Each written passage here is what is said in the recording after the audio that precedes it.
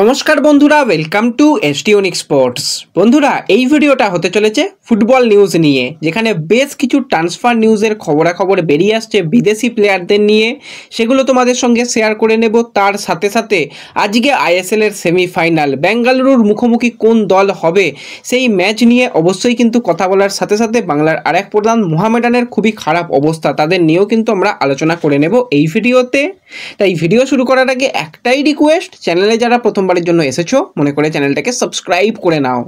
অনেকেই ভিডিও দেখছো হয়তো সাবস্ক্রাইব করতে ভুলে যাচ্ছ, সাবস্ক্রাইব করে কিন্তু একটু সাপোর্ট করো, তাহলে তোমাদের প্রিয় দলের খেলার সমস্ত আপডেট তোমরা এখানে পেয়ে যাবে। তো প্রথমেই যদি আমরা কথা বলি আজকের আইএসএলের সেমিফাইনাল ম্যাচ নিয়ে, যেখানে জামশেদপুর ঘরের মাঠে কিন্তু 2-1 গোলে ম্যাচটা জিতেছিল। এগ্রিগেটে কিন্তু 1 গোলের ব্যবধানে জামশেদপুর এগিয়ে রয়েছে ম্যাচ শুরু হওয়ার আগে। আর আজকে মোহনবাগান তারা ঘরের মাঠে খেলবে জামশেদপুরের বিরুদ্ধে, এবং মোহনবাগান ঘরের মাঠে কিন্তু অসাধারণ পারফরমেন্স করেছে। জামশেদপুরও যেরকম তাদের মাঠে একদম সেরা ফুটবলটা খেলেছে, প্রচুর ম্যাচ জিতেছে, সেরকম মোহনবাগানও কিন্তু তাদের ঘরের মাঠে তাদের উইন পার্সেন্টেজ দারুণ রেকর্ড কিন্তু রয়েছে। তো সেক্ষেত্রে আজকে মোহনবাগানকে প্রথম যেটা কাজ করতে হবে, যে এই যে 1 গোলের ব্যবধান, সেই 1 গোলের ব্যবধানকে মিটিয়ে তারপরে গোল সংখ্যা যদি বাড়িয়ে নেওয়া যায় তাহলে কিন্তু ম্যাচ জেতার সম্ভাবনা রয়েছে। কিন্তু জামশেদপুরও যথেষ্ট ভালো দল, তারা যেরকম পারফরমেন্স করেছে এই সিজনে, তাদেরকে হালকাভাবে নিলে কিন্তু একদমই হবে না। আর সেখানে খালেদ জামিলের মতন যেহেতু একজন অভিজ্ঞ কোচ রয়েছে, তার কিন্তু মাস্টার মাইন্ড, তার কিন্তু কালা জাদু আজকেও কিন্তু আমরা দেখতে পাবো। তো সব মিলিয়ে কিন্তু একটা হাড্ডাহাড্ডি ম্যাচ হবে। এবং হ্যাঁ, জামশেদপুর কিছুটা হলেও প্লেয়ারের দিক থেকে কমতি আজকে থাকবে, কারণ আশুতোষ মেহতা কাট সমস্যার কারণে পরপর 2টো ম্যাচে ইয়েলো কার্ড দেখার কারণে আজকে অ্যাভেলেবেল নেই। স্টিফেন এজে, সেও কিন্তু কাট সমস্যার কারণে আজকের ম্যাচ খেলতে পারবে না। এবার স্টিফেন এজেকে পরিষ্কার পরিকল্পনা করে এই ম্যাচ থেকে বাদ দেওয়া হয়েছে, কারণ ওই জায়গাতে স্টিফেন এজেকে কিন্তু ওইভাবে যে ইয়েলো কার্ডটা দেওয়া হয়েছিল লাস্ট ম্যাচে, ওটা হয় না, সত্যি কথা বলতে ওটা হয় না।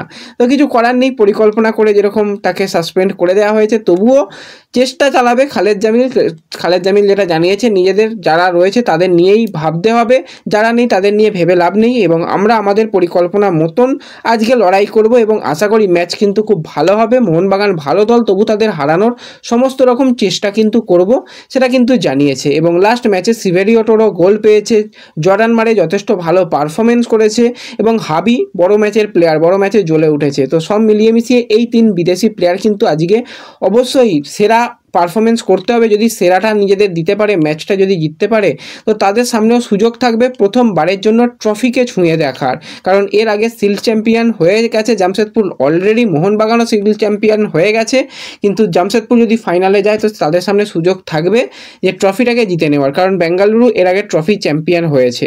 তো দারুণ কিন্তু আজকে একটা হাড্ডাহাড্ডি ম্যাচ হবে। ম্যাচ দেখার সমস্ত ব্যবস্থা করে দেওয়া থাকবে, তার জন্য চ্যানেল সাবস্ক্রাইব করে রেখো। যদি সেরকম পাওয়া যায় কিছু ব্যবস্থা তো অবশ্যই কিন্তু আমরা টেলিগ্রামে শেয়ার করে দেব। তাই যারা এখনও টেলিগ্রাম চ্যানেলে জয়েন হওনি, ডেসক্রিপশন বক্সের লিঙ্ক থেকে টেলিগ্রামে জয়েন হয়ে যাও। আর অবশ্যই এই হাই ভোল্টেজ ম্যাচের কিন্তু স্কোর লাইন প্রেডিকশান করতে কেউ ভুলো না, যে আজকে ম্যাচের রেজাল্ট কী হবে। যাদের স্কোর লাইন প্রেডিকশান মিলে যাবে তাদের নাম কিন্তু পরবর্তী সময় অবশ্যই শেয়ার করা হবে। এর সাথে সাথে আমরা যদি বাংলার আরও এক প্রধান মোহামেডানকে নিয়ে কথা বলি, তোমাদের বেশ কিছুদিন আগেই জানিয়েছিলাম মোহামেডানের কিন্তু অনেক রকম সমস্যা হচ্ছে। বেশ কিছু প্লেয়ার তারা এখনও পর্যন্ত ঠিকঠাক স্যালারি না পাওয়ার জন্য তারা রীতিমতন ফিফার কাছে গেছে, কারণ প্রত্যেকটা প্লেয়ার প্রফেশনাল প্লেয়ার, কতদিন স্যালারি ছাড়া খেলবে।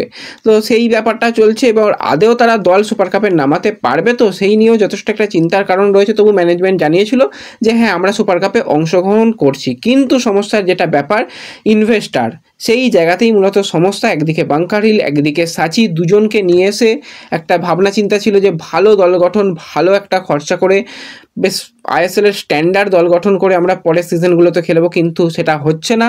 অনেক রকম ব্যাপার হয়েছে, এমনকি এফএসডিএল এর তরফ থেকেও একটা চাপ রাখা হচ্ছে যে একটা নির্দিষ্ট তারিখ জানানো হয়েছে, এবং সেই তারিখের মধ্যে সমস্ত কিছু পেপার ওয়ার্ক যেটুকু বাকি আছে সেগুলোকে কমপ্লিট করার নির্দেশ দেওয়া হয়েছে। তা না হলে কিন্তু, যদি এইগুলো না হয়, বা যদি তারা ঠিকঠাকভাবে তাদের ইনভেস্টারের সঙ্গে কথাবার্তা না বলে, যদি ব্যাঙ্কিংয়ের যে সমস্ত ব্যবস্থাগুলো থাকে সেগুলো যদি না করতে পারে, তো সেক্ষেত্রে পরের সিজনে কিন্তু মোহামেডানকে আমরা আইএসএলে নাও দেখতে পেতে পারি। এটা কিন্তু বড় ধাক্কা মোহামেডানের জন্য, কারণ চ্যাম্পিয়ন হয়ে তারা কোয়ালিফাই করেছে, কিন্তু এরকম ইনভেস্টার সমস্যার জন্য তারা প্রচণ্ড পরিমাণে ভুগছে।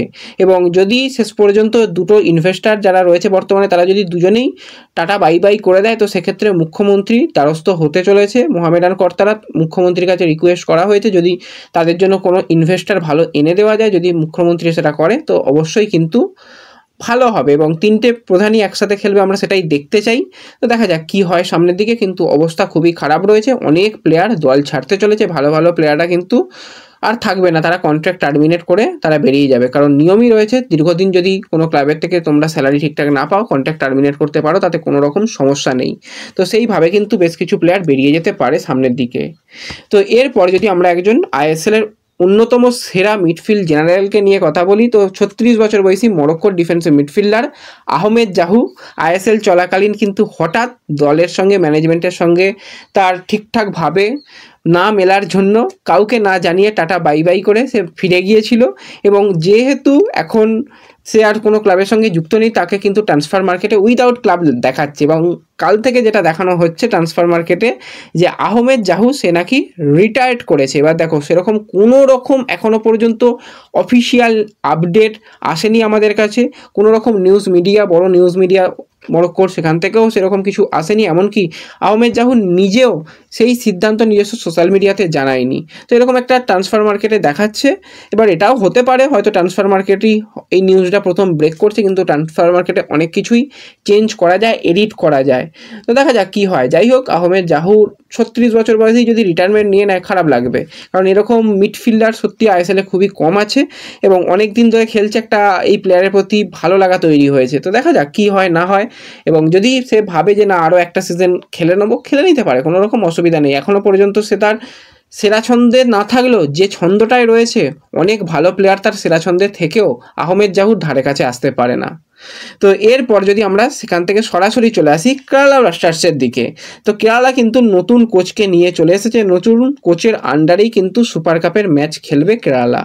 এবার নতুন কোচ কিন্তু তার পছন্দের মতন দল গঠন চাইছে। ইন্ডিয়ান প্লেয়ার তো পরিবর্তন চাইছেই অনেকগুলো, তার সাথে সাথে বিদেশি বিভাগেও পরিবর্তন চাইছে। কারণ এর আগে আমরা কিছুদিন আগেই দেখেছিলাম যে দুসান লাগাটোর, তাকে হঠাৎই নিয়ে আসা হয় একজন ডিফেন্ডার।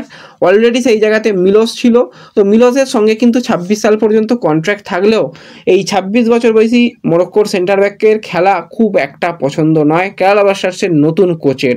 তো সেক্ষেত্রে মিলোসের পরিবর্তন চাইছে এবং তার সাথে সাথে কেরালা ম্যানেজমেন্ট কিন্তু একজন বিদেশি প্লেয়ারকে যেইভাবে দেখে যে তাকে ওই খুব একটা গুরুত্ব দেয় না, সেই বিদেশি প্লেয়ারকেও কিন্তু সামনের সিজনে ছাড়তে চলেছে। সেটা হচ্ছে 24 বছর বয়সী ঘানার অ্যাটাকিং প্লেয়ার কোয়ামে পেব্রা, তার সাথেও কিন্তু কন্ট্রাক্ট শেষ হয়ে যাচ্ছে। এই সিজনে কিন্তু 23 ম্যাচে তার নামের পাশে কিন্তু গোল রয়েছে, সে কিন্তু গোল করেছে, 6টা গোল করেছে টোটাল। যদি সিজন নিয়ে কথা বলি, তো টোটাল সিজনে 27 ম্যাচে 10টা গোল, 4টে অ্যাসিস্ট করেছে। কিন্তু তাও তারা চাইছে যে আরেকটু ভালো মানের বিদেশি নিয়ে এসে তারা দল গঠন করতে। রীতিমতন কিন্তু তোমরা দেখে নিয়েছো যে একজন আইএসএল এর পুরনো প্লেয়ারকে তারা সাইন করিয়েছে, সে কিন্তু নেক্সট সিজনে আসতে চলেছে এবং জেসুয়া জিমিনিজের মতন একজন স্প্যানিশ প্লেয়ার তাকেও রাখবে। তো তাদের এই জায়গাতে দুটো বিদেশি প্লেয়ারের পরিবর্তন সুপার কাপের পরই তারা করতে চলেছে বলে শোনা যাচ্ছে।